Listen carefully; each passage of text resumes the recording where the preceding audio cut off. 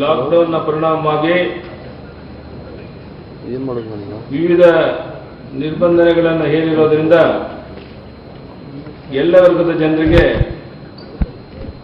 ಆರ್ಥಿಕವಾಗಿ ಸಂಕಷ್ಟವನ್ನು ಅನುಭವಿಸ್ತಾ ಇರೋದು ನಿಮಗೆಲ್ಲ ಗೊತ್ತಿರುವಂಥ ಸಂಗತಿ. ನಾವು ಕಳೆದ 3 ದಿವಸದಿಂದ ಲಾಕ್ಡೌನ್ ಸ್ವಲ್ಪ ಸಡಿಲಗೊಳಿಸಿದ್ದೇವೆ. ಅದರ ಅರ್ಥ ಲಾಕ್ಡೌನ್ ನಿಂತಿದೆ ಅಂತಲ್ಲ. ಯಾರು ಸಹ ಈ ರಿಯಾಯಿತಿಯನ್ನು ದುರುಪಯೋಗ ಮಾಡಿಕೊಡ್ದೇನೆ ಅಂತರವನ್ನು ಕಾಯ್ದುಕೊಂಡು ರಾಜ್ಯದ ಆರ್ಥಿಕ ಸ್ಥಿತಿ ಸುಧಾರಣೆ ಆಗೋದಕ್ಕೆ ಎಲ್ಲ ರೀತಿಯ ಸಹಕಾರವನ್ನು ಕೊಡಬೇಕು ಅಂತೇಳಿ ವಿನಂತಿಯನ್ನು ಮಾಡ್ತೇನೆ. ಯಾರೋ ಕಾರ್ಮಿಕರು ನಾವು ನಮ್ಮ ರಾಜ್ಯಗಳಿಗೆ ಹೋಗಲೇಬೇಕು ಅಂತ ಅಪೇಕ್ಷೆ ಪಟ್ಟರು ಸುಮಾರು 1 ಲಕ್ಷಕ್ಕೂ ಹೆಚ್ಚು ಜನರನ್ನ 3500 ಬಸ್ಗಳಲ್ಲಿ, ಟ್ರೈನ್ಗಳಲ್ಲಿ ಅವರು ಅಪೇಕ್ಷೆ ಪಟ್ಟಂತ ಸ್ಥಳಗಳಿಗೆ ಕಳಿಸುವಂತ ಪ್ರಯತ್ನ ಮಾಡಿದ್ದೇವೆ. ನಾಳೆಗೆ ಬಸ್ಗಳಲ್ಲಿ ಕಳಿಸುವಂತಹದ್ದು ಮುಗಿಯುತ್ತೆ. ನಾನೀಗಾಗಲೇ ವಿನಂತಿ ಮಾಡಿದ್ದೇನೆ ಎಲ್ಲ ಕಾರ್ಮಿಕರಿಗೆ, ಇಲ್ಲಿ ಎಲ್ಲ ರೀತಿಯ ಕನ್ಸ್ಟ್ರಕ್ಷನ್ ವರ್ಕ್ ಉಳಿದಂತ ಕೆಲಸ ಕಾರ್ಯಗಳು ಪ್ರಾರಂಭ ಆಗಿರೋದ್ರಿಂದ ಮೊನ್ನೆ ತಾನೇ ಬಿಲ್ಡರ್ಸ್ ಉಳಿದ ಪ್ರಮುಖರ ಜೊತೆ ಸಮಾಲೋಚನೆ ಮಾಡಿದಾಗ ಸಾವಿರಾರು ಜನ ನಮ್ಮಲ್ಲಿ ಕೆಲಸ ಮಾಡ್ತಾ ಇದ್ದಾರೆ. ಕೆಲಸ ಹಿಂದೆ ಇದ್ದಾಗಲೂ 1.5 ತಿಂಗಳು ನಾವು ಸಂಬಳ ಕೊಟ್ಟಿದ್ದೇವೆ, ಊಟ ಕೊಟ್ಟಿದ್ದೇವೆ. ಮುಂದೆ ಸಹ ಹೆಚ್ಚಿನ ಅನುಕೂಲ ಮಾಡಿಕೊಡಕ್ಕೆ ನಾವು ಸಿದ್ಧ ಇದ್ದೇವೆ. ಅದಕ್ಕೆ ಸರ್ಕಾರದ ಎಲ್ಲ ರೀತಿಯ ಸಹಕಾರ ಬೇಕು ಅಂತ ವಿನಂತಿಯನ್ನು ಮಾಡಿದ್ರು. ನಾವು ಸಹ ಎಲ್ಲ ರೀತಿಯ ಕೈಗಾರಿಕೆಗಳು ಪ್ರಾರಂಭ ಮಾಡಬೇಕು.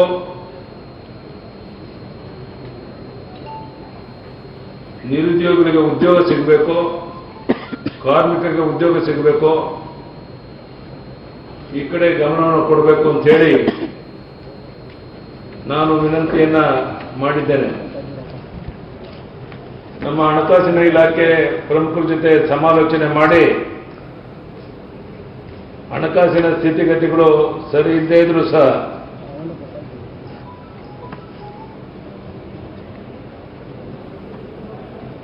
ಜನ ಏನು ಸಂಕಟ ಸಿಕ್ಕಿದ್ದಾರೆ,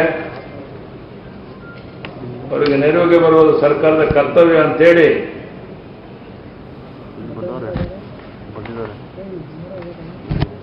ಸುಮಾರು 1610 ಕೋಟಿ ರೂಪಾಯಿನ ಒಂದು ಪ್ಯಾಕೇಜ್ಗಳನ್ನ 1610 ಕೋಟಿ ಬಹುಶಃ ದೇಶದ ಯಾವುದೇ ರಾಜ್ಯದಲ್ಲಿ ಇಷ್ಟು ದೊಡ್ಡ ಪ್ರಮಾಣದಲ್ಲಿ ಇಂಥ ಸಂದರ್ಭದಲ್ಲಿ ಸವಲತ್ತು ಕೊಡುವಂತ ಪ್ರಯತ್ನ ಮಾಡಿರಲಿಲ್ಲ. ನಾವು ಬೇರೆ ಎಲ್ಲ ಕೆಲಸವನ್ನ ಬದಿಗೊತ್ತಿ ಇದಕ್ಕೆ ಆದ್ಯತೆಯನ್ನು ಕೊಟ್ಟು ಕೆಲವು ನಿರ್ಧಾರವನ್ನು ಮಾಡಿದ್ದೇವೆ. ತಮಗೆ ಗೊತ್ತಿದೆ, ಲಾಕ್ಡೌನ್ನಿಂದಾಗಿ ಎಲ್ಲ ದೇವಾಲಯಗಳು ಮುಚ್ಚಿರೋದ್ರಿಂದ ಹಬ್ಬ, ಮದುವೆ, ಸಭೆ, ಸಮಾರಂಭಗಳು ಹಿಡಿದೇ ಇದ್ದರಿಂದ ವಿಶೇಷವಾಗಿ ಯಾರು ಹೂವುಗಳನ್ನು ದೊಡ್ಡ ಪ್ರಮಾಣದಲ್ಲಿ ಬೆಳೆದಿದ್ರು ಅದಕ್ಕೆ ಬೇಡಿಕೆ ಇಲ್ಲದೇನೆ ಅವರು ಸಂಕಷ್ಟ ಅನುಭವಿಸಿ ಹೊಲದಲ್ಲೇ ಹೂಗಳನ್ನೆಲ್ಲ ಬಿಟ್ಟು ಕಂಗಾಲಾಗಿರುವಂತಹದ್ದು. ಒಟ್ಟು 11,687 ಹೆಕ್ಟೇರ್ ವಿಸ್ತೀರ್ಣದಲ್ಲಿ 11,687 ಹೆಕ್ಟೇರ್ ವಿಸ್ತೀರ್ಣದಲ್ಲಿ ಬೆಳೆದಿರುವಂತಹ ಹೂಗಳು ಮಾರಾಟ ಆಗದೇನೆ ನಮ್ಮ ರೈತರಿಗೆ ನಷ್ಟ ಆಗಿದೆ. ನಮ್ಮ ಸರ್ಕಾರ ರೈತಪರ ಸರ್ಕಾರ. ಈ ಸಂಕಟವನ್ನು ಅರ್ಥ ಮಾಡಿಕೊಂಡು ಎಲ್ಲ ರೀತಿಯ ಹೂವನ್ನು ಬೆಳೆದಿರುವಂತಹ ರೈತರಿಗೆ ನೆರವಾಗಲು ನಮ್ಮ ಸರ್ಕಾರ 1 ಹೆಕ್ಟೇರ್ಗೆ 25,000 ರೂಪಾಯಿನಂತೆ ಅಂದರೆ ಗರಿಷ್ಠ ಒಂದು ಹೆಕ್ಟೇರ್ಗೆ ಮಾತ್ರ 25,000 ರೂಪಾಯಿನ ಪರಿಹಾರವನ್ನು ಕೊಡಬೇಕು ಅನ್ನುವಂಥ ತೀರ್ಮಾನವನ್ನು ಕೈಗೊಂಡಿದ್ದೇವೆ. ಇದರಿಂದ ಹೂವು ಬೆಳೆಗಾರ ಏನು ಆತಂಕಕ್ಕೆ ಒಳಗಾಗಿದ್ರು, ಸಂಕಷ್ಟಕ್ಕೆ ಒಳಗಾಗಿದ್ರು,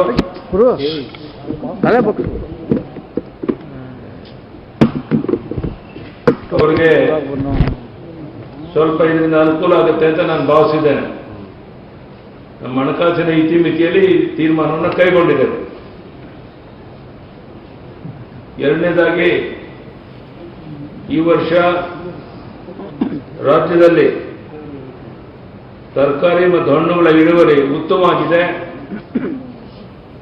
ಆದರೆ ಕೋವಿಡ್-19ರಿಂದ ಆಗಿರುವಂಥ ರಾಷ್ಟ್ರಾದ್ಯಂತ ಲಾಕ್ಡೌನ್ನಿಂದಾಗಿ ನಮ್ಮ ರೈತರು ಅವರು ಬೆಳೆದಂಥ ತರಕಾರಿ ಮತ್ತು ಹಣ್ಣುಗಳಿಗೆ ಸರಿಯಾದಂಥ ದರ ಸಿಗದೇನೆ ಸಂಕಷ್ಟಕ್ಕೊಳಗಾಗಿದ್ದಾರೆ. ತರಕಾರಿ ಹಣ್ಣು ಬೆಳೆಗಾರರಿಗೆ ಸೂಕ್ತ ಪರಿಹಾರ ನೀಡುವ ಬಗ್ಗೆ ಒಂದು ಪ್ಯಾಕೇಜನ್ನು ಘೋಷಣೆ ಮಾಡ್ತೇವೆ. ಅದನ್ನ ಬೇರೆ ಇನ್ನೂ ಸ್ವಲ್ಪ ಸ್ಟಡಿ ಮಾಡ್ತಾ ಇದ್ದೇವೆ, ಹೇಗೆ ಮಾಡಬೇಕೇನು ಅಂತ ಒಂದು ಪ್ಯಾಕೇಜನ್ನು ಅವರಿಗೆ ಘೋಷಣೆಯನ್ನು ಮಾಡ್ತಾ ಇದ್ದೇವೆ. ಬಹಳ ಮುಖ್ಯವಾಗಿ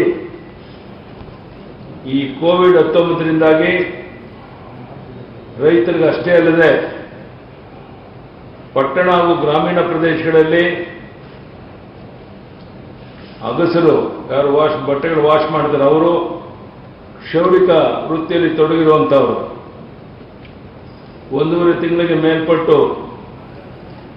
ತಮ್ಮ ಕಸುಬನ್ನು ನಡೆಸಲಾಗದೇನೆ ತಮ್ಮ ದೈನಂದಿನ ಆದಾಯವನ್ನು ಕಳೆದುಕೊಂಡಿದ್ದಾರೆ. ಇವರಿಗೆ ನೆರವಾಗಲು ನಮ್ಮ ರಾಜ್ಯದಲ್ಲಿರುವ ಅಂದಾಜು 60,000 ವಾಷರ್ಮನ್ ಅಗಸರಿಗೆ ಹಾಗೂ 2,30,000 ಜನ ಕ್ಷೌರಿಕ ವೃತ್ತಿಯಲ್ಲಿರುವಂಥವರಿಗೆ ಒಂದು ಬಾರಿ ಪರಿಹಾರವಾಗಿ 5,000 ರೂಪಾಯಿನ ಕೊಡಬೇಕು ಅನ್ನೋ ತೀರ್ಮಾನವನ್ನು ಮಾಡಿದ್ದೇವೆ. ಬಹಳ ಮುಖ್ಯವಾಗಿ ಆಟೋ ರಿಕ್ಷಾ ಹಾಗೂ ಟ್ಯಾಕ್ಸಿ ಚಾಲಕರು ತಮ್ಮ ದೈನಂದಿನ ಉದ್ಯೋಗವನ್ನು ನಡೆಸಲಾಗದೆ ತಮ್ಮ ಆದಾಯವನ್ನು ಕಳೆದುಕೊಂಡಿದ್ದಾರೆ. ನಮ್ಮ ರಾಜ್ಯದಲ್ಲಿ ಆ ರೀತಿ ಒಂದು ಅಂದಾಜಿನ ಪ್ರಕಾರ 7,75,000 ಚಾಲಕರಿದ್ದಾರೆ. ಅವರೆಲ್ಲರಿಗೂ ಸಹ ಒನ್ ಟೈಮ್ 5,000 ರೂಪಾಯಿನ ಪರಿಹಾರವನ್ನು ಕೊಡಬೇಕು ಅನ್ನೋ ತೀರ್ಮಾನವನ್ನು ಮಾಡಿದ್ದೇವೆ.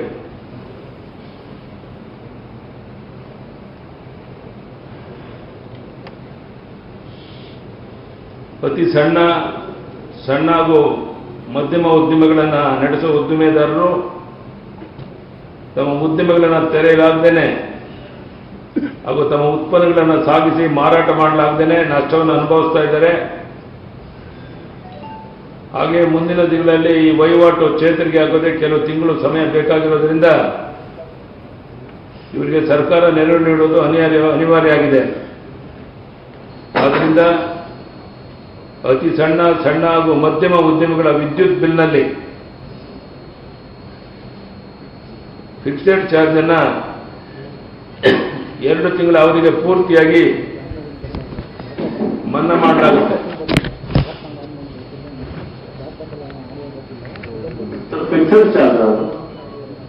ಫಿಕ್ಸ್ಡ್ ಚಾರ್ಜಸ್ ಎಂಎಸ್ಎಂಐನಲ್ಲಿ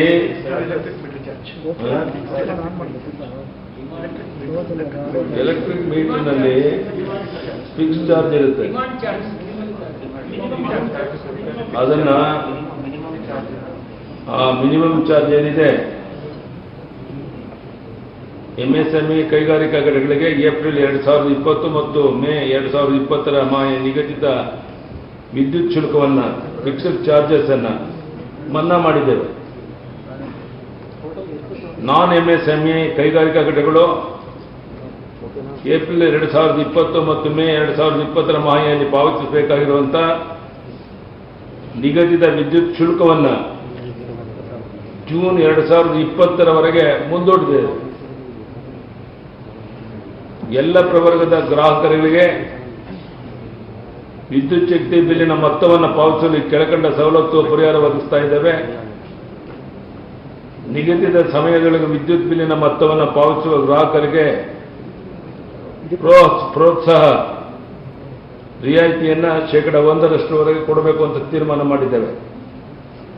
ವಿಳಂಬ ಪಾವತಿಗಾಗಿ ವಿದ್ಯುತ್ ಬಿಲ್ಲಿನ ಮೊತ್ತಕ್ಕೆ ವಿಧಿಸುವ ಬಡ್ಡಿಯನ್ನು ಕಡಿಮೆಗೊಳಿಸ್ತಾ ಇದ್ದೇವೆ. 50%, 75%.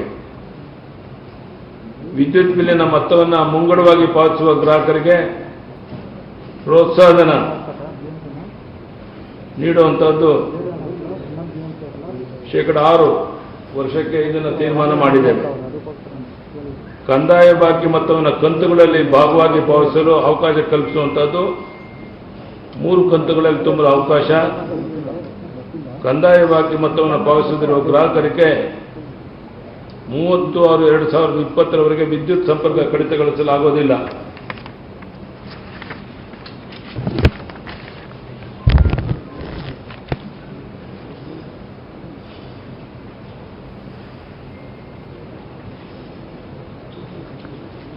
ಈಗಾಗಲೇ ಹೇಳಿದಂತೆ ಬೃಹತ್ ಕೈಗಾರಿಕೆಗಳಿಗೆ ಅವರ ವಿದ್ಯುತ್ ಬಿಲ್ಲಿನ ಫಿಕ್ಸ್ಡ್ ಚಾರ್ಜಿನ ಪಾವತಿಯನ್ನ 2 ತಿಂಗಳ ಅವಧಿಗೆ ಯಾವುದೇ ಬಡ್ಡಿ ಅಥವಾ ದಂಡ ಬಡ್ಡಿ ರಹಿತವಾಗಿ ಮುಂದೂಡಲಾಗಿದೆ.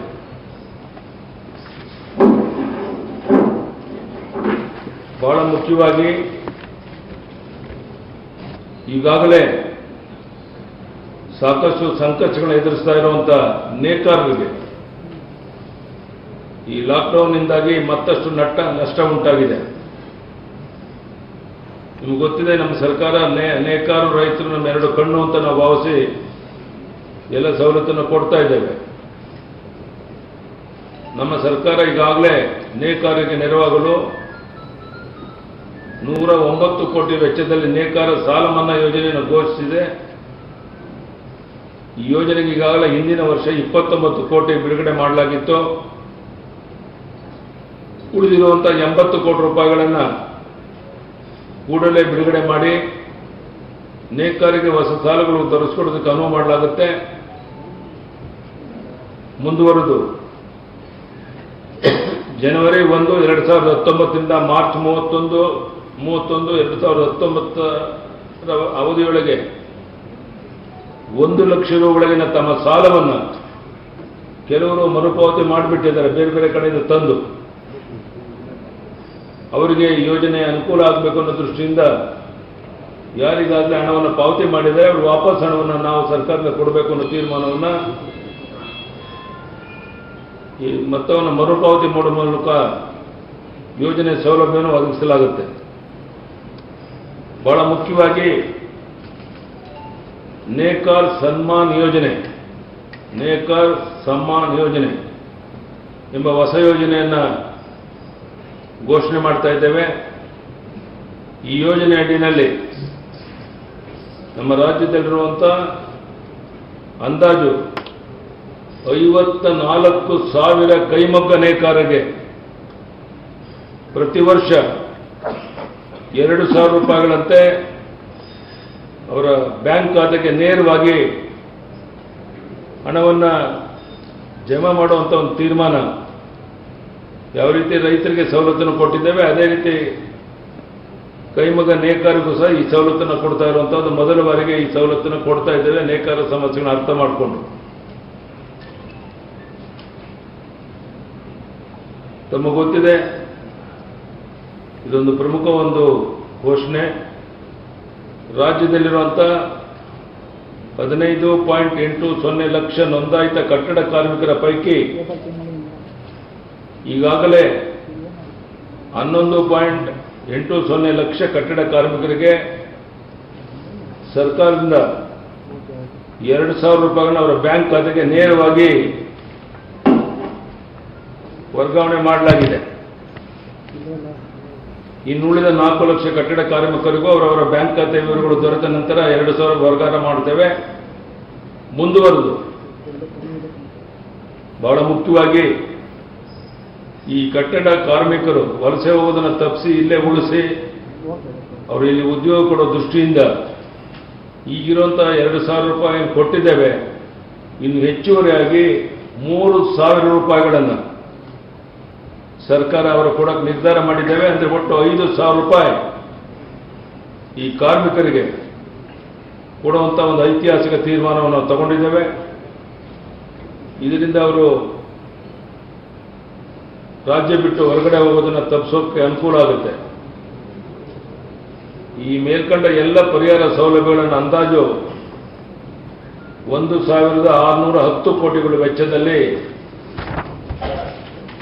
ನೀಡಲಾಗ್ತಾ ಇದೆ.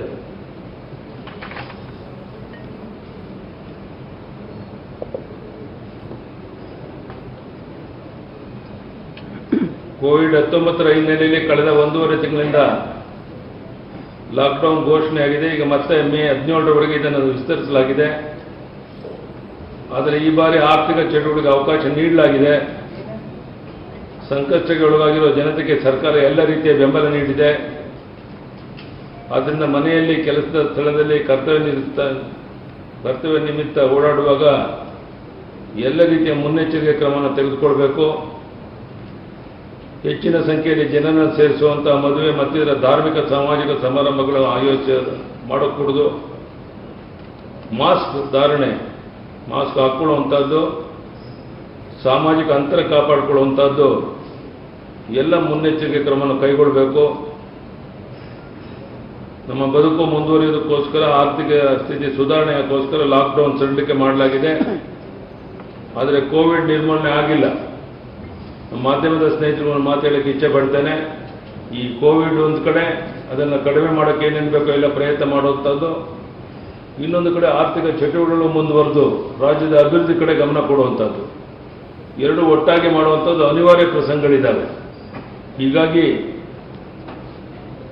ಈ ಗಮನವನ್ನು ಕೊಟ್ಟಿದ್ದೇವೆ. ಇದರ ಸದುದ್ದೇಶನ ಅರಿತು ಕೋವಿಡ್ ಸೋಂಕು ಹರಡದಂತೆ ಮುನ್ನೆಚ್ಚರಿಕೆ ವಹಿಸುವಂಥದ್ದು ರಾಜ್ಯದ ಎಲ್ಲ ಜನರ ಜವಾಬ್ದಾರಿ ಇದೆ. ದೇವರ ದಯದಿಂದ ನಿಮ್ಮೆಲ್ಲರ ಸಹಕಾರದಿಂದ ಈವರೆಗೆ ಈ ಕೋವಿಡ್-19 ನಿರ್ಮೂಲನೆ ಮಾಡೋದಕ್ಕೆ ನಿಯಂತ್ರಣ ಮಾಡೋದಲ್ಲಿ ಯಶಸ್ವಿಯಾಗಿದ್ದೇವೆ. ಇನ್ನೂ ಹೆಚ್ಚು ಇದನ್ನು ಬಿಗಿ ಕ್ರಮವನ್ನು ಕೈಗೊಂಡು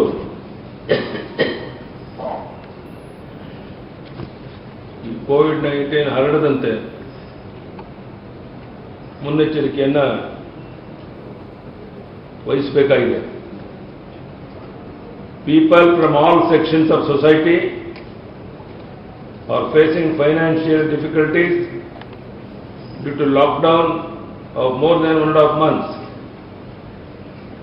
Flower growers have destroyed their flowers following lack of demand for their produce due to lockdown. It is estimated that farmers cultivated flowers in about 11,687 hectares. Realizing flower growers' problems, government has decided to announce compensation of 25,000 per hectare, limited to the maximum extent of 1 hectare for the flower growers who have suffered crop loss. Farmers who have grown vegetables and fruits due to lockdown were not able to market their produce. Government has decided to announce a relief package for these farmers separately. COVID-19 not only affected farmers but also affected the service professionals such as barbers and washermen, both in urban and rural areas. Government has decided to provide one-time compensation of 5,000 each to benefit about 6,000 washermen and about 2,30,000 barbers. Auto rickshaw and taxi drivers have lost their income due to lockdown. It is decided to help about 7,75,000 auto and taxi drivers by providing one-time compensation of 5,000 each. MSMEs have also suffered huge production losses due to lockdown. It takes some time for them to revive. Hence, government has decided to come to the rescue of MSMEs The monthly fixed charges of electricity bills of MSMEs will be waived for 2 months. Payment of fixed charges in the electricity bills of the large industries will be deferred without penalty and interest for a period of 2 months. The following benefits will be provided for electricity consumers of all categories. Incentive and concessions will be given to the consumer who pays the bills in stipulated time.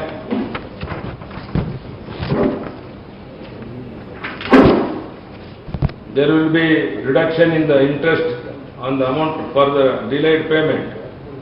Incentive will be provided to the consumer who pays the bills in advance. Opportunity will be provided for the payment of balance bill amount in installments. Electricity connection will not be disconnected till 30/6/2020 for the consumers who have not paid the balance amount of electricity bill. Lockdown has brought miseries of the waivers who are already suffering due to slowdown in their industry. The government has already announced there was a 109 crore waivers loan waiver scheme, of which 29,000 crore has been released during 2019-20. Balance amount of 80,000 crore will be released immediately. This will help viewers to get fresh loans to continue their occupation. The reimbursement benefit will be provided for the waivers who have repaid their loan amount between 1/1/2019 to 31/3/2019. I am very much pleased to announce a new scheme, Viewer Sanman Yojana, for the benefit of the suffering of viewers. Under this scheme, government will deposit to be 2,000 directly to the bank account of the handloom viewer through DBT. This will benefit about 4,000 handloom weavers in the state. There are 15.80 lakh registered building workers in the state. Government has already transferred about 2,000 to the bank account of 11.80 lakh building workers through DBT. Action has already been initiated to transfer 2,000 to the accounts of the remaining 4 lakh construction workers soon after verifying beneficiaries' bank account details. In addition to this, government has decided to transfer additional amount of ₹3,000 to building workers through DBT. The above compensation benefit will be provided with an estimated cost of ₹1,610 crore, which will help the people who are in distress due to lockdown. Thank you, sir.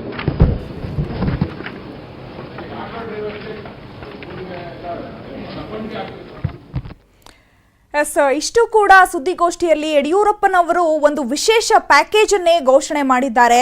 ಎಲ್ರಿಗೂ ಕೂಡ ಯಾರಿಗೂ ಕೂಡ ತೊಂದರೆ ಆಗದೇ ಇರುವಂತಹ ನಿಟ್ಟಿನಲ್ಲಿ ವಿಶೇಷ package ಅನ್ನ ಘೋಷಣೆ ಮಾಡಿದ್ದಾರೆ. ಪ್ರಮುಖವಾಗಿ 1,610 ಕೋಟಿ ರೂಪಾಯಿ ವಿಶೇಷ ಆರ್ಥಿಕ ಪ್ಯಾಕೇಜ್ ಅನ್ನ ಘೋಷಣೆ ಮಾಡಿದ್ದಾರೆ. ಪ್ರತಿಯೊಂದು ವಲಯಕ್ಕೂ ಕೂಡ ಇಲ್ಲಿ ಸರಿಸಮನಾಗಿ ಎಲ್ರಿಗೂ ಕೂಡ ಒಂದೊಂದು ವಿಶೇಷ ಪ್ಯಾಕೇಜ್ ಅನ್ನ ಕೊಟ್ಟಿದ್ದಾರೆ ಬಿಎಸ್ ಯಡಿಯೂರಪ್ಪನವರು. ಇನ್ನು ಹೂ ಬೆಳೆಗಾರರಿಗೆ 25,000 ಪರಿಹಾರ ಧನವನ್ನ ಘೋಷಣೆ ಮಾಡಿದ್ದಾರೆ. 1 ಹೆಕ್ಟೇರ್ಗೆ 25,000 ಪರಿಹಾರ ಧನವನ್ನ ಬಿಎಸ್ ಯಡಿಯೂರಪ್ಪನವರು ಘೋಷಣೆ ಮಾಡಿದ್ದಾರೆ. ಇನ್ನು ಸಣ್ಣ ಮಧ್ಯಮ ಉದ್ದಿಮೆಗಳ ವಿದ್ಯುತ್ ಬಿಲ್ ಮನ್ನಾ ಮಾಡೋದಕ್ಕೆ ಘೋಷಣೆಯನ್ನ ಮಾಡಿದ್ದಾರೆ. ಅಂದ್ರೆ 2 ತಿಂಗಳ ವಿದ್ಯುತ್ ಬಿಲ್ ಮನ್ನಾ ಮಾಡಬೇಕು ಅನ್ನುವಂತಹ ನಿಟ್ಟಿನಲ್ಲಿ ಸುದ್ದಿಗೋಷ್ಠಿಯಲ್ಲಿ ಯಡಿಯೂರಪ್ಪನವರು ಈ ಒಂದು ನಿರ್ಧಾರವನ್ನ ತೆಗೆದುಕೊಂಡಿದ್ದಾರೆ. ಇನ್ನು ಆಟೋ, ಟ್ಯಾಕ್ಸಿ, ಕ್ಯಾಬ್ ಚಾಲಕರಿಗೆ 5,000 ಪರಿಹಾರ ಧನವನ್ನ ಕೊಡಬೇಕು ಅಂತ ಇಲ್ಲಿ ನಿರ್ಧಾರವನ್ನ ಕೈಗೊಳ್ಳಲಾಗಿದೆ. ಇನ್ನು ಅಗಸರು, ಕ್ಷೌರಿಕರಿಗೂ ಕೂಡ ತಲಾ 5,000 ರೂಪಾಯಿ ಪರಿಹಾರ ಧನವನ್ನ ಘೋಷಣೆ ಮಾಡಿದ್ದಾರೆ. ಗ್ರಾಹಕರ ವಿದ್ಯುತ್ ಬಿಲ್ನಲ್ಲೂ ಕೂಡ 1% ಅಷ್ಟು ಕಡಿತ ಮಾಡಲಾಗುತ್ತೆ ವಿದ್ಯುತ್ ಬಿಲ್ನಲ್ಲಿ ಅನ್ನುವಂತಹ ಸೂಚನೆಯನ್ನ ಕೂಡ ಕೊಟ್ಟಿದ್ದಾರೆ. ಗ್ರಾಹಕರು ಕೂಡ ಸ್ವಲ್ಪ ಖುಷಿ ಪಡಬಹುದು ಇದರಿಂದ. ಯಾಕಂತಂದ್ರೆ ನಾವು ಕರೆಕ್ಟ್ ಆಗಿ ಬಿಲ್ ಕಟ್ಟಿದ್ರೆ ಅದರಲ್ಲಿ 1% ಕಡಿತ ಮಾಡುವಂತಹ ಚಾನ್ಸಸ್ ಇದೆ ಅಂತ ನಿರ್ಧಾರವನ್ನ ತೆಗೆದುಕೊಳ್ಳಲಾಗಿದೆ. ಇನ್ನು ತರಕಾರಿ ಹಣ್ಣು ಬೆಳೆಗಾರರಿಗೂ ಕೂಡ ನೆರವು ನೀಡ್ತೇವೆ ಅನ್ನುವಂತಹ ಭರವಸೆಯನ್ನ ಕೊಟ್ಟಿದ್ದಾರೆ. ಯಾಕಂತಂದ್ರೆ ಈ ವರ್ಷ ಹಣ್ಣು ಮತ್ತೆ ತರಕಾರಿ ಇಳುವರಿ ಚೆನ್ನಾಗಿದೆ. ಆದ್ರೆ ಅವರಿಗೆ ಬೆಂಬಲ ಬೆಲೆ ಸಿಕ್ಕಿಲ್ಲ ಅನ್ನುವಂತಹ ನಿಟ್ಟಿನಲ್ಲಿ ಅವ್ರಿಗೂ ಕೂಡ ತರಕಾರಿ ಮತ್ತು ಹಣ್ಣು ಬೆಳೆಗಾರರಿಗೂ ನೆರವು ನೀಡ್ತೇವೆ ಅನ್ನುವಂತಹ ಭರವಸೆಯನ್ನ BS ಯಡಿಯೂರಪ್ಪನವರು ಕೊಟ್ಟಿದ್ದಾರೆ. ಸುಮಾರು 25,000 ನೆರವು ನೀಡುವಂತಹ ಸಾಧ್ಯತೆ ಇದೆ. ಅಂದ್ರೆ ಎಲ್ಲಾ ತರಕಾರಿ ಹಾಗೂ ಹಣ್ಣು ಬೆಳೆಗಾರರಿಗೆ 25,000 ರೂಪಾಯಿ ಪರಿಹಾರ ಧನ ಘೋಷಣೆ ಮಾಡುವಂತಹ ಸಾಧ್ಯತೆ ಇದೆ. ಅಂದ್ರೆ ನೆರವು ನೀಡುವಂತಹ ಸಾಧ್ಯತೆ ಇದೆ. ಇನ್ನು ಕಟ್ಟಡ ಕಾರ್ಮಿಕರಿಗೂ ಯಾವುದೇ ಮೋಸ ಆಗಿಲ್ಲ. ಕಟ್ಟಡ ಕಾರ್ಮಿಕರಿಗೂ ಕೂಡ 2,000 ರೂಪಾಯಿ ಜಮೆ ಮಾಡಲಾಗುತ್ತೆ ಅನ್ನುವಂತಹ ಭರವಸೆಯನ್ನ ಕೊಟ್ಟಿದ್ದಾರೆ. ಯಾಕಂತಂದ್ರೆ ಬೇರೆ ಊರುಗಳಿಂದ ಇಲ್ಲಿಗೆ ಕಾರ್ಮಿಕರು ವಲಸೆ ಬಂದಿದ್ರು. ಇಲ್ಲಿ ಕಟ್ಟಡ ಕಾಮಗಾರಿ ನಿಂತಿರೋದ್ರಿಂದ ಅವ್ರಿಗೂ ಕೂಡ ತೊಂದರೆ ಆಗತ್ತೆ, ಅವರಿಗೂ ಕೂಡ ಖರ್ಚಿರುತ್ತೆ ಅನ್ನುವಂತಹ ನಿಟ್ಟಿನಲ್ಲಿ ಅವರ ಒಂದು ಖಾತೆಗೆ 2,000 ರೂಪಾಯಿ ಜಮೆ ಮಾಡಲಾಗುತ್ತೆ ಅನ್ನುವಂಥದ್ದನ್ನ ಕೂಡ ಇಲ್ಲಿ ಹೇಳಲಾಗಿದೆ. ಇನ್ನು 2 ತಿಂಗಳ ವಿದ್ಯುತ್ ಬಿಲ್ ಕೂಡ ಮನ್ನಾ ಮಾಡ್ತೀವಿ ಅನ್ನುವಂತಹ ಭರವಸೆಯನ್ನ ಕೊಟ್ಟಿದ್ದಾರೆ. ಈ ಕೂಡಲೇ ನೇಕಾರರಿಗೆ 80 ಕೋಟಿ ಬಿಡುಗಡೆ ಮಾಡುವಂತಹ ಚಾನ್ಸಸ್ ಕೂಡ ಇದೆ. ನೇಕಾರರು ಪಾವತಿಸಿರೋ 1 ಲಕ್ಷ ಸಾಲ ವಾಪಸ್ ಕೊಡಲಾಗುತ್ತೆ. 7,75,000 ಚಾಲಕರಿಗೆ ಕೂಡ ನೆರವನ್ನ ಕೊಡ್ತೇವೆ ಅನ್ನುವಂತಹ ಮಾತನ್ನ ಆಡಿದ್ದಾರೆ. ನೇಕಾರರಿಗೆ ಕೂಡಲೇ 80 ಕೋಟಿ ರೂಪಾಯಿ ಬಿಡುಗಡೆ ಮಾಡುವಂತಹ ಭರವಸೆಯನ್ನ ಕೊಟ್ಟಿದ್ದಾರೆ. ಈ ಸಂದರ್ಭದಲ್ಲಿ ಹೂವಿನ ಬೆಳೆಗಾರರ ಬಗ್ಗೆ ಅವರು ಮಾತನಾಡಿದ್ದಾರೆ. ಇನ್ನೂ ಕೆಲವೊಂದು ವಿಚಾರಗಳ ಬಗ್ಗೆ ಹಾಗೆ ಕೆಲವೊಂದು ಅಂಶಗಳ ಬಗ್ಗೆ ಇಲ್ಲಿ ಅವರು ಚರ್ಚೆಯನ್ನ ಮಾಡಿದ್ರು. ರಾಜ್ಯದಲ್ಲಿ ಒಂದಷ್ಟು ಸಡಿಲಿಕೆಯನ್ನ ಕೊಟ್ಟಿದ್ದೀವಿ, ಆದ್ರೆ ಅದನ್ನ ದುರುಪಯೋಗ ಮಾಡ್ಕೊಳ್ಬಾರ್ದು. ಯಾಕಂತಂದ್ರೆ ಈಗ ರಾಜ್ಯದಲ್ಲಿ ಸಡಿಲಿಕೆ ಮಾಡಿರೋದ್ರಿಂದ ರಾಜ್ಯದ ಬೊಕ್ಕಸಕ್ಕೆ ಅಲ್ಪ ಸ್ವಲ್ಪ ಹಣ ಬರ್ತಾ ಇದೆ. ಆದ್ರೂ ಆ ಒಂದು ನಿಟ್ಟಿನಲ್ಲಿ ಈಗ ಈ ಒಂದು ವಿಶೇಷ ಪ್ಯಾಕೇಜ್ ಅನ್ನ ಘೋಷಣೆ ಮಾಡಿದ್ದೀವಿ ಅನ್ನುವಂತಹ ಮಾತನ್ನ BS ಯಡಿಯೂರಪ್ಪನವರು ಹೇಳಿದ್ದಾರೆ. ಈಗ 1,610 ಕೋಟಿ ರೂಪಾಯಿ ವಿಶೇಷ ಆರ್ಥಿಕ ಪ್ಯಾಕೇಜ್ ಅನ್ನ ಅವರು ಘೋಷಣೆ ಮಾಡಿದ್ದಾರೆ. ಎಲ್ಲಾ ವಲಯಗಳಲ್ಲೂ ಸೇರಿ ಕೂಡ ಒಬ್ಬೊಬ್ಬರಿಗೆ ಇಷ್ಟಿಷ್ಟು ಅನ್ನುವಂತಹ ನಿಟ್ಟಿನಲ್ಲಿ ಪ್ಯಾಕೇಜ್ ಅನ್ನ ಘೋಷಣೆ ಮಾಡಿದ್ದಾರೆ. ಇಲ್ಲಿ ಯಾರಿಗೂ ಮೋಸ ಆಗೋಗಿಲ್ಲ ಅಥವಾ ಯಾರಿಗೂ ಬೇಜಾರಾಗುವಂತಹ ಸಂಗತಿ ಇಲ್ಲ.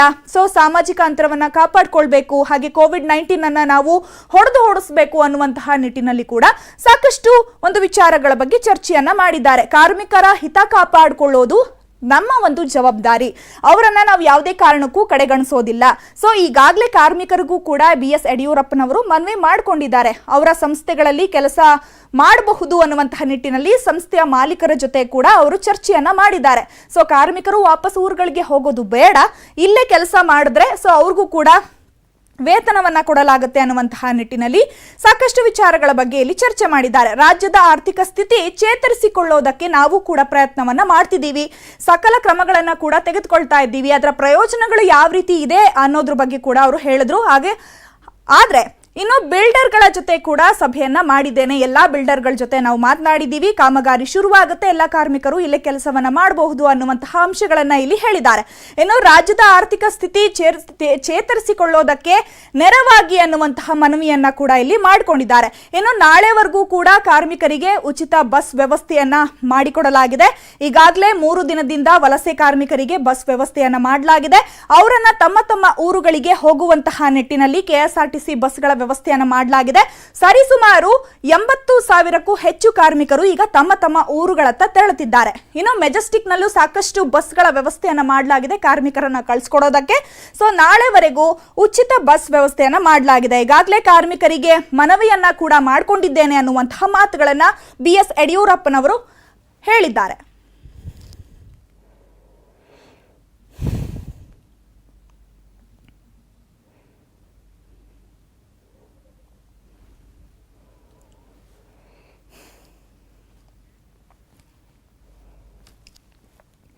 ऐसे ಬಗ್ಗೆ ಮತ್ತಷ್ಟು ಮಾಹಿತಿಯನ್ನ ಕೊಡ್ತಾರೆ ನಮ್ಮ political bureau chief Chidanand Patel phone ಸಂಪರ್ಕದಲ್ಲಿ ಜಾಯ್ನ್ ಆಗ್ತಾ ಇದ್ದಾರೆ.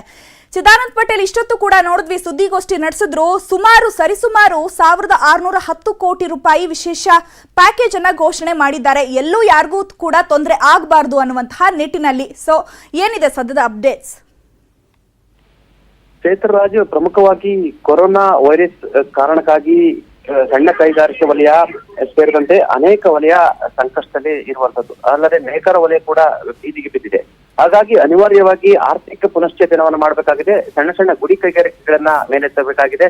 ಹಾಗಾಗಿ ಮುಖ್ಯಮಂತ್ರಿಗಳಿಗೆ ಇದು ಅನಿವಾರ್ಯವಾಗಿರುವಂತದ್ದು. ಈ ಅನಿವಾರ್ಯ ಪರಿಸ್ಥಿತಿಯಲ್ಲಿ ಬಹಳಷ್ಟು ಪ್ಯಾಕೇಜ್ ಅನ್ನ ಇದು ಮಾಡಿದ್ದಾರೆ. ಪ್ರಮುಖವಾಗಿ ರಾಜ್ಯದಲ್ಲಿ ಆರ್ಥಿಕ ಸ್ಥಿತಿ ಚೇತರಿಸಿಕೊಳ್ಬೇಕಾಗಿದೆ. ಹಾಗಾಗಿ 1610 ಕೋಟಿ ರೂಪಾಯಿ ವಿಶೇಷ ಪ್ಯಾಕೇಜ್ ಅನ್ನ ಮುಖ್ಯಮಂತ್ರಿಗಳು ಘೋಷಣೆ ಮಾಡಿದ್ದಾರೆ. ಜೊತೆಗೆ ಹೂ ಬೆಳೆಗಾರರಿಗೆ 25,000 ರೂಪಾಯಿ ಪರಿಹಾರ, ಅಗಸರು ಮತ್ತು ಕ್ಷೌರಿಕರಿಗೆ 5,000 ನೆರವು, ಆಟೋ ಟ್ಯಾಕ್ಸಿ ಚಾಲಕರಿಗೆ 5,000 ರೂಪಾಯಿ ನೆರವನ್ನ ಕೊಡ್ತಾ ಇದ್ದಾರೆ. ಜೊತೆಗೆ ನೋಂದಾಯಿತ ಕಟ್ಟಡ ಕಾರ್ಮಿಕರಿಗೆ ನೆರವು ಕೂಡ ಸರ್ಕಾರ ನೀಡಿದೆ. ಅವರಿಗೆ ಕಾರ್ಮಿಕರಿಗೆ ಹೆಚ್ಚುವರಿಯಾಗಿ 3,000 ರೂಪಾಯಿಯನ್ನ ಸಹಾಯ ಮಾಡ್ತಿದೆ. ಜೊತೆಗೆ ನೇಕಾರರಿಗಾಗಿ ಅಂದ್ರೆ ನೇಕಾರರು ಕೆಲಸ ಇಲ್ಲದೆ ಬೀದಿಗೆ ಬಿದ್ದಿದ್ರು, ಅವರಿಗೆ 80 ಲಕ್ಷ ರೂಪಾಯಿ ಅವರಿಗೆ ಪರಿಹಾರವನ್ನು ಕೊಡ್ತಿದೆ. ಜೊತೆಗೆ ಪ್ರತಿ ನೇಕಾರರಿಗೆ 1 ಲಕ್ಷ ಸಾಲವನ್ನ ಕೊಡ್ತಿದೆ.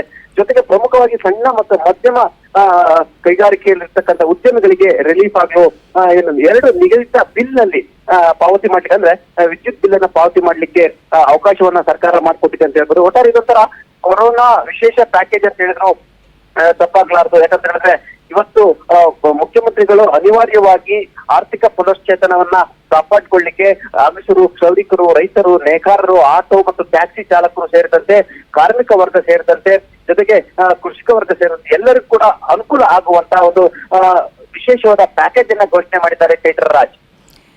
ಓಕೆ, ಧನ್ಯವಾದಗಳು ಚಿದಾನಂದ್ ತಮ್ಮೆಲ್ಲ ಮಾಹಿತಿಗಾಗಿ. ಈಗ ಇಷ್ಟೊತ್ತು ಕೂಡ ನೋಡಿದ್ವಿ, BS ಯಡಿಯೂರಪ್ಪನವರು ಸುದ್ದಿಗೋಷ್ಠಿಯಲ್ಲಿ ವಿಶೇಷ ಪ್ಯಾಕೇಜ್ ಅನ್ನ ಘೋಷಣೆ ಮಾಡಿದ್ದಾರೆ. ಸರಿಸುಮಾರು 1610 ಕೋಟಿ ರೂಪಾಯಿ ವಿಶೇಷ ಪ್ಯಾಕೇಜ್ ಅನ್ನ ಘೋಷಣೆ ಮಾಡಿದ್ದಾರೆ. ಪ್ರತಿಯೊಂದು ವಲಯಕ್ಕೂ ಕೂಡ ಪರಿಹಾರ ಧನವನ್ನ ನೀಡೋದಕ್ಕೆ ನಿರ್ಧಾರವನ್ನ ತೆಗೆದುಕೊಳ್ಳಲಾಗಿದೆ.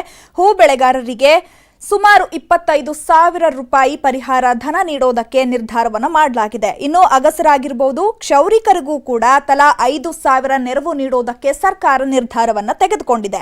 ಇನ್ನು ಆಟೋ ಟ್ಯಾಕ್ಸಿ ಚಾಲಕರಿಗೂ ಕೂಡ ತಲಾ 5,000 ರೂಪಾಯಿ ಪರಿಹಾರ ಧನ ನೀಡುವಂತಹ ಸಾಧ್ಯತೆ ಇದೆ. 7,75,000 ಚಾಲಕರಿಗೆ ನೆರವು ನೀಡ್ತೀವಿ ಅನ್ನುವಂತಹ ಮಾತನ್ನ BS ಯಡಿಯೂರಪ್ಪನವರು ಸುದ್ದಿಗೋಷ್ಠಿಯಲ್ಲಿ ಹೇಳಿದ್ದಾರೆ. ಇನ್ನು ಸಣ್ಣ ಮಧ್ಯಮ ವರ್ಗದ ಉದ್ಯಮಿಗಳಿಗೂ ಕೂಡ ನೆರವನ್ನ ಕೊಡಲಾಗುತ್ತೆ ಅನ್ನುವಂತಹ ಭರವಸೆಯನ್ನ ಕೊಟ್ಟಿದ್ದಾರೆ. 2 ತಿಂಗಳ ನಿಗದಿತ ವಿದ್ಯುತ್ ಬಿಲ್ ಮನ್ನಾ ಮಾಡಲಾಗುತ್ತೆ. ಹಾಗೆ ಉದ್ದಿಮೆಗಳು ವಿದ್ಯುತ್ ಶುಲ್ಕ ಪಾವತಿಸಿದ್ರೆ 1% ರಷ್ಟು ರಿಯಾಯಿತಿಯನ್ನ ಕೊಡಲಾಗುತ್ತೆ ಅನ್ನುವಂತಹ ಆಫರ್ ಅನ್ನು ಕೂಡ ಕೊಟ್ಟಿದ್ದಾರೆ. ಇನ್ನು ನೇಕಾರರಿಗೆ ಕೂಡಲೇ 80 ಕೋಟಿ ರೂಪಾಯಿ ಬಿಡುಗಡೆ ಮಾಡುವಂತಹ ಸಾಧ್ಯತೆ ಇದೆ ಅನ್ನುವಂತಹ ಮಾತನ್ನ ಕೂಡ ಹೇಳಿದ್ದಾರೆ. ಇನ್ನು ನೇಕಾರರು ಪಾವತಿಸಿರೋ 1 ಲಕ್ಷ ಸಾಲ ವಾಪಸ್ ಅಂತ ಕೂಡ ಇಲ್ಲಿ ಮೆನ್ಷನ್ ಮಾಡಿದ್ದಾರೆ. ಸೊ ನೇಕಾರರಿಗೆ ಒಂದ್ ರೀತಿಯಾದಂತಹ ಬಂಪರ್ ಗಿಫ್ಟ್ ಅಂತಾನೆ ಹೇಳ್ಬೋದು, ಬಂಪರ್ ಘೋಷಣೆ ಅಂತಾನೆ ಹೇಳ್ಬೋದು. ಯಾಕಂತಂದ್ರೆ ನೇಕಾರರಿಗೆ ಇಲ್ಲಿ ಸಾಕಷ್ಟು ಒಂದು ಫೆಸಿಲಿಟಿಯನ್ನ ಕೊಡಲಾಗಿದೆ. 80 ಕೋಟಿ ರೂಪಾಯಿ ಬಿಡುಗಡೆ ಮಾಡೋದ್ರ ಜೊತೆಗೆ 1 ಲಕ್ಷ ಸಾಲ ವಾಪಸ್ ಅನ್ನುವಂತಹ ಅಂಶವನ್ನ ಕೂಡ ಇಲ್ಲಿ ಪ್ರಸ್ತಾಪ ಮಾಡಿದ್ದಾರೆ. ಇನ್ನು ನೋಂದಾಯಿತ ಕಟ್ಟಡ ಕಾರ್ಮಿಕರಿಗೆ ನೆರವು ನೀಡ್ತೇವೆ ಅನ್ನುವಂತಹ ಭರವಸೆಯನ್ನ ಕೊಟ್ಟಿದ್ದಾರೆ. ಕಟ್ಟಡ ಕಾರ್ಮಿಕರ ಖಾತೆಗೆ ತಲಾ 2,000 ರೂಪಾಯಿ ಜಮೆ ಮಾಡ್ತೀವಿ ಅನ್ನುವಂತಹ ಭರವಸೆಯನ್ನ ಕೊಟ್ಟಿದ್ದಾರೆ ರಾಜ್ಯದ ಸಿಎಂ BS ಯಡಿಯೂರಪ್ಪನವರು. ಇನ್ನು ಹೂ ಬೆಳೆಗಾರರಿಗೂ ಒಂದು ರೀತಿಯಾದಂತಹ ಖುಷಿ ವಿಚಾರ. ಯಾಕಂತಂದ್ರೆ 1 ಹೆಕ್ಟರ್ಗೆ 25,000 ರೂಪಾಯಿ ಪರಿಹಾರ ಧನವನ್ನ ನೀಡ್ತೇವೆ ಅನ್ನುವಂತಹ ಭರವಸೆಯನ್ನ ಕೊಟ್ಟಿದ್ದಾರೆ. ಯಾಕಂದ್ರೆ ಈ ವರ್ಷ ತರಕಾರಿ ಹಾಗೂ ಹಣ್ಣು ಬೆಳೆಗಾರರಿಗೆ ಒಂದು ರೀತಿಯಾಗಿ ಸಂಕಷ್ಟ ಎದುರಾಗಿತ್ತು. ಸೊ ಅವರು ಕೂಡ ತಮ್ಮ ಬೆಳೆಗಳಿಗೆ ಸರಿಯಾದ ಬೆಂಬಲ ಬೆಲೆ ಸಿಗ್ತಾ ಇಲ್ಲ ಅನ್ನುವಂತಹ ನಿಟ್ಟಿನಲ್ಲಿ ಸರ್ಕಾರಕ್ಕೆ ಸಾಕಷ್ಟು ಮನವಿಯನ್ನ ಮಾಡಿಕೊಂಡಿದ್ರು, ನಮಗೆ ವಿಶೇಷ ಪ್ಯಾಕೇಜ್ ಅನ್ನ ಕೊಡಿ ಅನ್ನುವಂತಹ ನಿಟ್ಟಿನಲ್ಲಿ. ಬಟ್ ಈಗ ಸಿಎಂ ಯಡಿಯೂರಪ್ಪನವರು ಈಗ ವಿಶೇಷ ಪ್ಯಾಕೇಜ್ ಅನ್ನ ಘೋಷಣೆ ಮಾಡಿದ್ದಾರೆ. ಕಟ್ಟಡ ಕಾರ್ಮಿಕರ ಖಾತೆಗೂ ಕೂಡ ಹೆಚ್ಚುವರಿ 2,000 ರೂಪಾಯಿ ಹಾಕಬೇಕು ಅನ್ನುವಂತಹ ನಿರ್ಧಾರವನ್ನ ತೆಗೆದುಕೊಂಡಿದ್ದಾರೆ. ಹಾಗೂ 2 ತಿಂಗಳ ನಿಗದಿತ ವಿದ್ಯುತ್ ಬಿಲ್ ಕೂಡ ಮನ್ನಾ ಮಾಡಲಾಗುತ್ತೆ ಅನ್ನುವಂತಹ ಭರವಸೆಯನ್ನ ಕೊಟ್ಟಿದ್ದಾರೆ. ಸಣ್ಣ ಉದ್ಯಮ ಅಂದ್ರೆ ಸಣ್ಣ ಮಧ್ಯಮ ಉದ್ಯಮಿಗಳಿಗೂ ಕೂಡ ಇಲ್ಲಿ ಮನ್ನಾ ಮಾಡಲಾಗುತ್ತೆ ವಿದ್ಯುತ್ ಬಿಲ್ ಅನ್ನ ಅನ್ನುವಂತಹ, ಅವ್ರಿಗೂ ಕೂಡ ನೆರವನ್ನ ಕೊಡ್ತೀವಿ ಅನ್ನುವಂತಹ ಮಾತುಗಳನ್ನ ಆಡಿದ್ದಾರೆ. ಇದಲ್ಲದೆ ಸಾಕಷ್ಟು ವಿಚಾರಗಳ ಬಗ್ಗೆ ಅವರು ಇಲ್ಲಿ ಚರ್ಚೆಯನ್ನ ಮಾಡಿದ್ದಾರೆ. ಇನ್ನು ಕಾರ್ಮಿಕರಿಗೆ ಸಾಕಷ್ಟು ವ್ಯವಸ್ಥೆಯನ್ನ ಇಲ್ಲಿ ಮಾಡಲಾಗಿದೆ. ಯಾವುದೇ ಕಾರಣಕ್ಕೂ ಕಾರ್ಮಿಕರು ತಮ್ಮ ತಮ್ಮ ಊರುಗಳಿಗೆ ತೆರಳುವುದು ಬೇಡ ಅನ್ನುವಂತಹ ಭರವಸೆ ಕೊಟ್ಟಿದ್ದಾರೆ, ಮಾತನ್ನ ಆಡಿದ್ದಾರೆ, ಮನವಿಯನ್ನ ಕೂಡ ಮಾಡ್ಕೊಂಡಿದ್ದಾರೆ. ಯಾಕಂದ್ರೆ ಇಲ್ಲೇ ಕಾಮಗಾರಿ ಶುರು ಆಗೋದ್ರಿಂದ ಸೊ ಕಾರ್ಮಿಕರು ತಮ್ಮ ತಮ್ಮ ಊರುಗಳಿಗೆ ಹೋಗೋದು ಬೇಡ ಅನ್ನುವಂತಹ ನಿಟ್ಟಿನಲ್ಲಿ ನಿನ್ನೆ ಕೂಡ ಸಿಎಂ ಯಡಿಯೂರಪ್ಪನವರು ಒಂದು ಮನವಿಯನ್ನ ಮಾಡಿಕೊಂಡಿದ್ರು. ಹಾಗೆ ಈಗ ಆಲ್ರೆಡಿ ಕಾರ್ಮಿಕರು ಯಾರ್ಯಾರು ತಮ್ಮ ಊರುಗಳಿಗೆ ಹೋಗಬೇಕೋ ಅವರಿಗೆಲ್ಲ ಬಸ್ ವ್ಯವಸ್ಥೆಯನ್ನು ನಾವು ಮಾಡಿಕೊಟ್ಟಿದ್ದೀವಿ, ಸಾಕಷ್ಟು ಬಸ್ಗಳನ್ನು ಬಿಟ್ಟಿದ್ದೀವಿ. ಇವತ್ತಿನವರೆಗೂ ಕೂಡ 80,000 ಕಾರ್ಮಿಕರನ್ನು ಅವರವರ ಊರಿಗೆ ಕಳುಹಿಸುವಂತಹ ವ್ಯವಸ್ಥೆಯನ್ನು ಮಾಡಿದ್ದೀವಿ. ಸೊ ಎಲ್ರಿಗೂ ಕೂಡ ನಾವು ಯಾವುದೇ ರೀತಿಯಾದಂತಹ ತೊಂದರೆ ಆಗದೆ ಇರೋ ರೀತಿ ನೋಡ್ಕೊಳ್ತೀವಿ ಅನ್ನುವಂತಹ ಮಾತುಗಳನ್ನು ಕೂಡ ಆಡಿದ್ದಾರೆ. ಸೊ ಇವತ್ತು ವಿಶೇಷವಾಗಿ ಇರುವಂತಹ ಆರ್ಥಿಕ ಪರಿಸ್ಥಿತಿಯಲ್ಲಿ ಸರಿದೂಗಿಸ್ಕೊಂಡು 1,610 ರೂಪಾಯಿ ವಿಶೇಷ ಪ್ಯಾಕೇಜ್ ಅನ್ನ ರಾಜ್ಯದ ಸಿಎಂ BS ಯಡಿಯೂರಪ್ಪನವರು ಘೋಷಣೆ ಮಾಡಿದ್ದಾರೆ.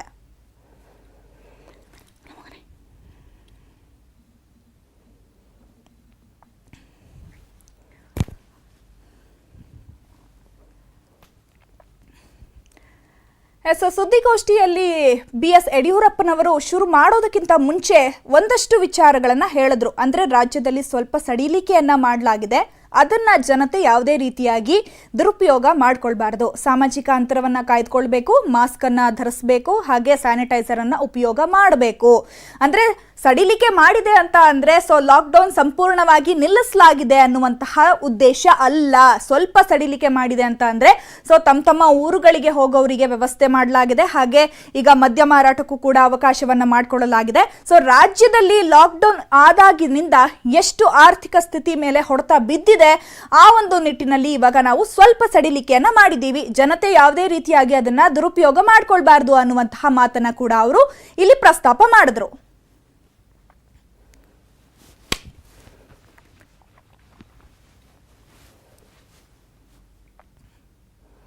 ಮತ್ತಷ್ಟು ಅಪ್ಡೇಟ್ಸ್ ಬ್ರೇಕ್ ಆದ್ಮೇಲೆ.